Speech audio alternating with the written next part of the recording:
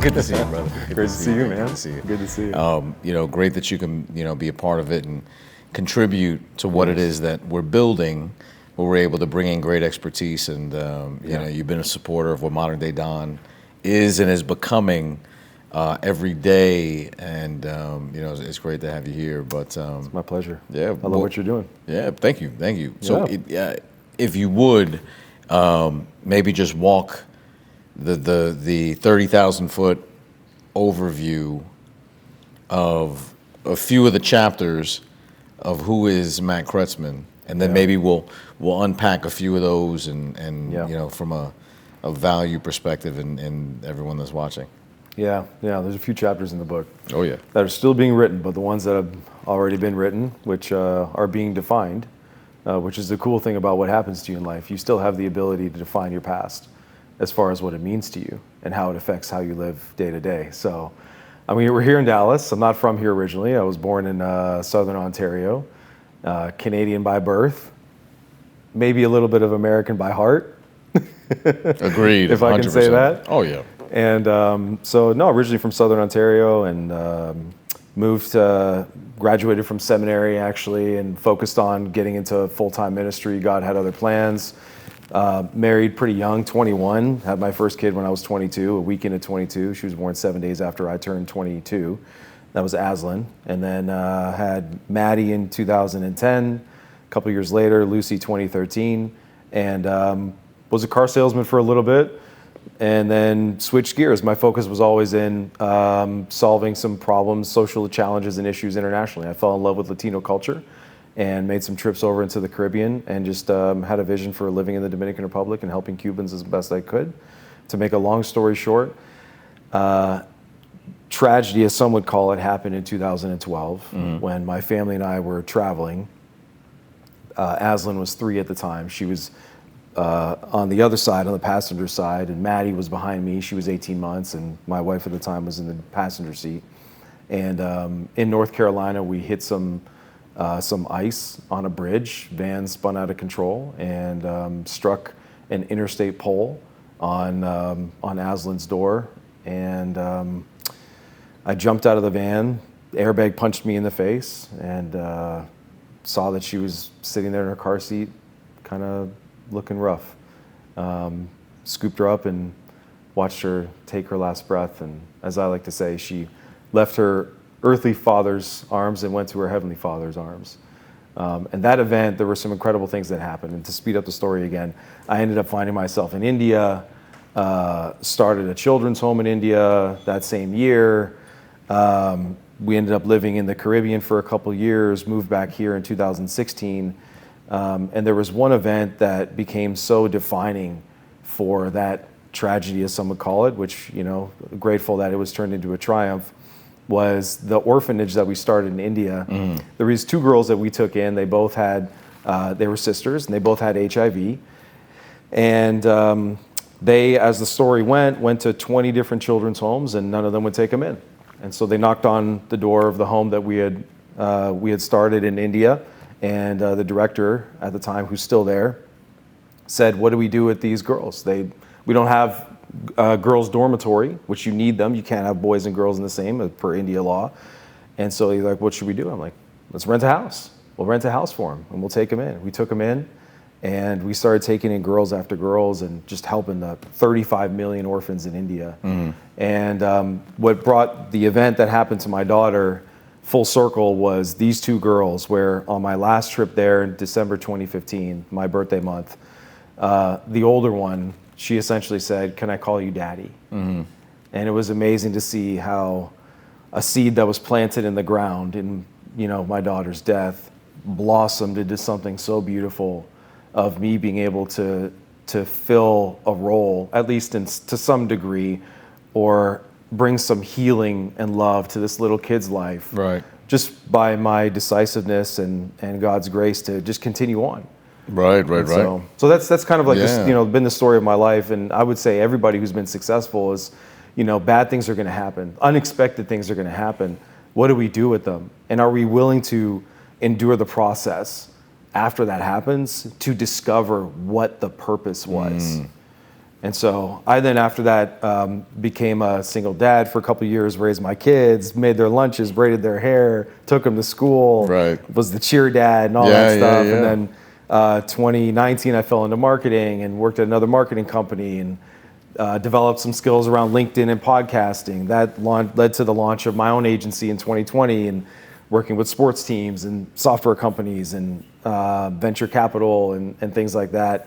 And then 2 years ago, in a roundabout way through LinkedIn, which I became an expert in LinkedIn, the relationships led me to my wife now, who is Nadia. And we've been married now for going on 2 years, and our girls are 13 and 10. Life is crazy. And we just, we're climbing the mountain every day, the mountain of life. Well, listen, just like you said, a lot of chapters, and within all the F's that we've talked about before, with faith and fatherhood and finances within the entrepreneurial path. Something that I think is also an important part is the health and wellness side, the fitness side. For sure. So is that something that's always been in your life? And then how do you, what is that from where you are now from a chapter perspective, right? I mean, that's something that could be in every chapter sometimes, or sometimes it's non-existent because there's other responsibilities. But how is that important for you now? And what role does that play in your modern day version of being a father, an entrepreneur, and around that path? Well, I always try to live my life as an example to my kids. And I think every good parent tries to do that. I'm trying to emulate values with which I live life, and one of those absolutely, undoubtedly has been fitness, and that was passed on to me by my dad. When I was young, we lived a very simple life. We didn't, have very much by the world standards, or but some people might consider much. We lived in a little townhouse, and I remember when we lived in that townhouse, we had a basement. It's normal in Canada or in the north. You have basements in houses. Sure. We had a weight set in the basement. Right. So my dad taught me how to work out. He gave me the Arnold Schwarzenegger Encyclopedia of Bodybuilding. Right. With the Arnold curls. Exactly. Right. You got to go this way. With the giant book. I'm like, wow, I'd love to be like that someday. And so he instilled that passion in me for personal fitness. And it is something that has been present in every chapter of my life, even in seasons of life or chapters where I was not in one particular location. We were traveling very heavily. I would still get up and go jogging. I would go for a run. It's not what I wanted, but I knew I needed to keep moving. I needed to keep my body healthy and primed. So today what it looks like is I love to get up at 4:20. 4:20 every day. Every day. All right. I get up at 4:20. Right. And I drive about 30 minutes to get to the gym. And I usually 90% of my fitness routine is around group fitness classes. So I'll do a class. I love doing HIIT style workouts. I'll jump in and do those workouts. That changed in 2018. 2018 was a pivotal year for me from my fitness perspective. Okay. I reached an uncomfortable level of weight. Okay. And I was like, all right. I do not accept the current state of my physical condition. Sure. I'm going to do something about it. So I changed it, went to group fitness and changed my diet, lost 40 pounds, ran like 7 Spartan races, and fell in love with that sport and just that style of fitness. And so that's what I do every day. That's awesome, man. That's awesome. So as you're juggling fatherhood and entrepreneurship, right? Let's talk about money a little bit. Let's talk about money. Right. So when you first started going down the entrepreneur path, what were some of the lessons that you can take away from, let's say, the other journeys? Right? The orphanage. The time in also maybe living in communities that don't have the opportunities that the United States does. For sure. Right? Because that's something that, for those that grow up in other countries, don't take for granted. Right? They don't take that for granted. No. And sometimes Americans can.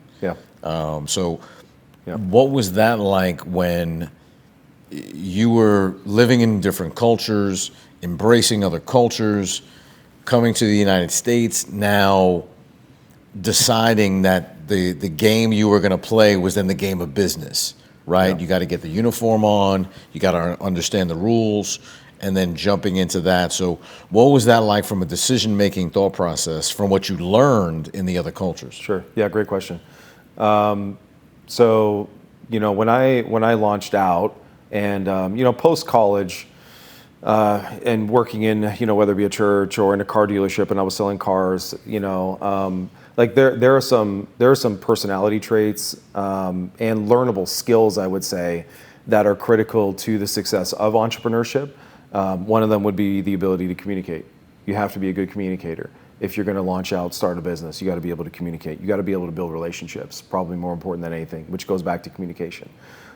Sales, right? Your perspective and viewpoint of what is sales and what does it mean for me to sell in my own personality and my own style. People have different selling styles.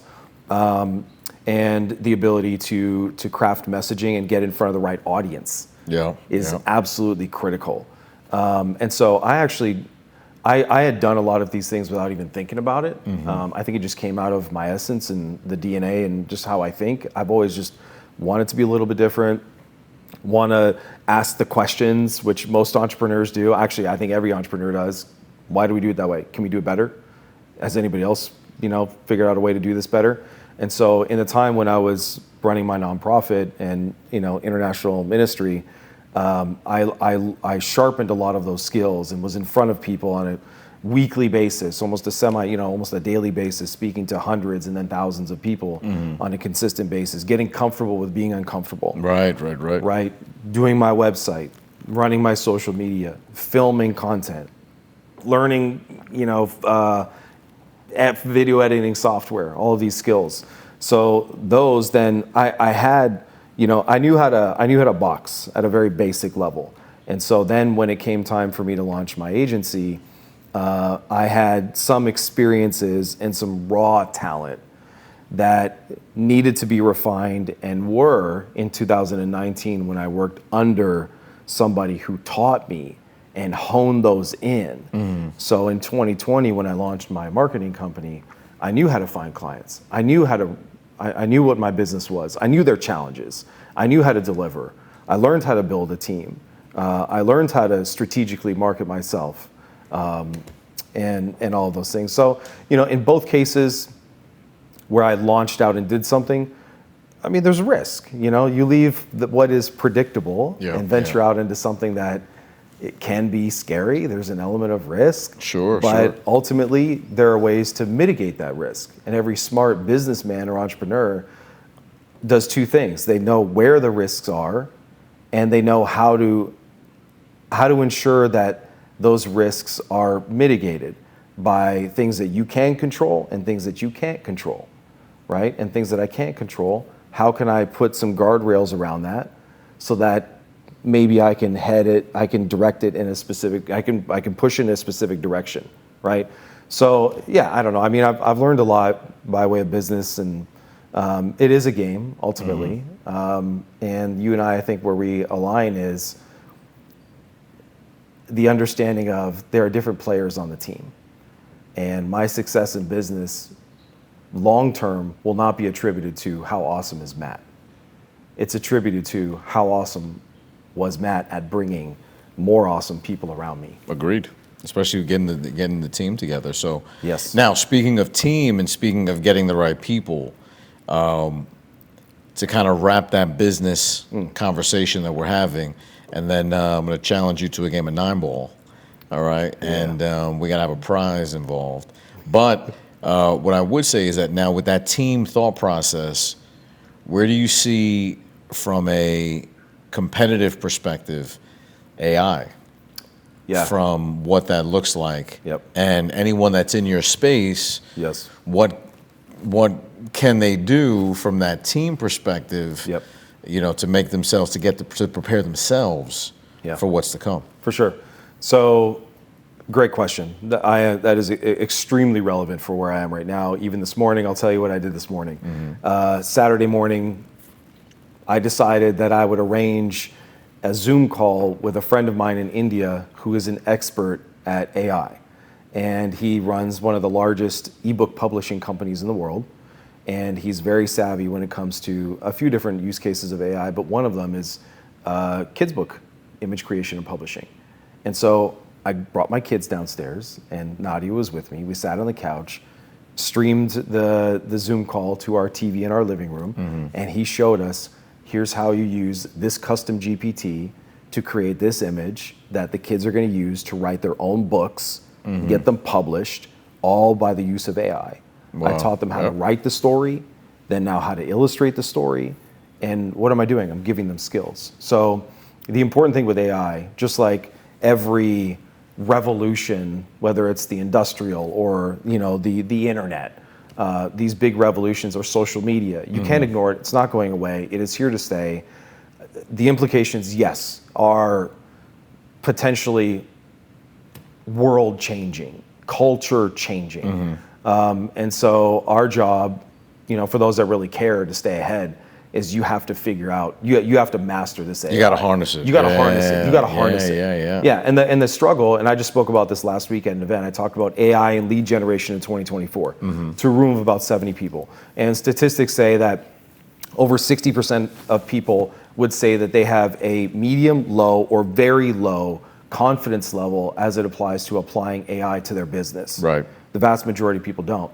So the struggle is in clarifying, what tools should I be using? Why? What are the ones that drive meaningful outcomes, right? Which are the ones that are going to move the needle? What repetitive manual tasks can I replace with AI that's going to do it faster and better? Yep. So that I'm focusing my time on higher level activities and not lower level. Like very practically speaking, one of my favorite tools is called Gamma.app. Gamma.app, okay. Gamma.app. Gamma.app is probably one of the best AI presentation tools on the market. You just need to prompt it and tell it, here's the presentation I want. Okay. And for me, I use it mostly for sales decks. Like, here's the sales deck, here's the client, here are the solutions, and then I pick my theme. And that's all I give it. And it will write the entire thing, it will design the entire thing in a fully customized presentation in a matter of less than 3 minutes. Got it. So that's like inefficiency. Whereas before, I would have spent an hour putting that together. Now it's done. So people that understand how to do that, now I'm buying back time. And that translates to more productivity and more revenue. Right now I can focus on other tasks that AI can't do, which is maybe making sales calls or arranging meetings and stuff like that. So got it. Shifting your focus to more higher level tasks and get AI to kind of handle all the It's not going anywhere. tasks. No. Oh, no, it's not going anywhere. No. So 9 ball? What's the wager? Lunch? Lunch. Fair enough. Lunch. Nice easy wager. Let's go get that game in. All right. Nah, this is the game right here. Yeah. So I have to. Quicker game, especially with a smaller table like this. Okay. Like a little mini I should table. learn how to play. Yeah. All right, we roll. So basically, whoever gets the 9 ball in wins. Oh. But you have to go in order. You know how to play. I remember we played. Yeah. Yes. At your wedding. That's correct. Yeah. Yes. So you have to get the balls in an order. Got it. 1 through 9. Whoever gets the 9 ball in wins, and you have to hit the lowest ball on the table first. So that's why the 1's in Got it. front. And it's So just only 1 through 9 are on the table. and once you make it, you move on to the next So the one number 2, 3, until you 4, miss, and then you hand it off. then they hit exactly. Yeah, exactly. That's also why 3 people can They play with 3 people. Oh. Okay. Because it's just about whatever the lowest number is. Got it. So one of the things that we were talking about before was health and wellness and fitness. And Alex, health and wellness is a huge part of your life also. Big time. How did you find that part of your life? Because you're in sales for a long time. So how did you decide that you were going to take health and wellness and go down that path? I think you prioritize it once you are in a position where you stop prioritizing. So then it's more so like answering the question. Your shot. So it's more so answering the question. It's more so like answering the question, because generally what prompts you is getting to a position where you identify something that needs to be changed. So if you're putting a little bit more focus on, maybe your business, focus on your career, family, other ventures, then you start looking in the mirror and you're like, hey, I got to start veering it back towards my health and wellness because I'm starting to take some hits. Yeah. For sure. Yeah. And once you start your own journey, getting back and just putting yourself first and taking your own path, people see that. Yeah. You start reaching out for assistance, and then you naturally want to share. Whose shot is it? My shot? It's your shot, champ. All right, here we go. We got enough. I'm violating everything. I'm hitting the number 2 first. Instant scratch. So now with that, you can put the ball wherever you want. Whose shot is it? It's my shot now? It's your shot now. Yep. We're just going 1-1-1. Yep. Like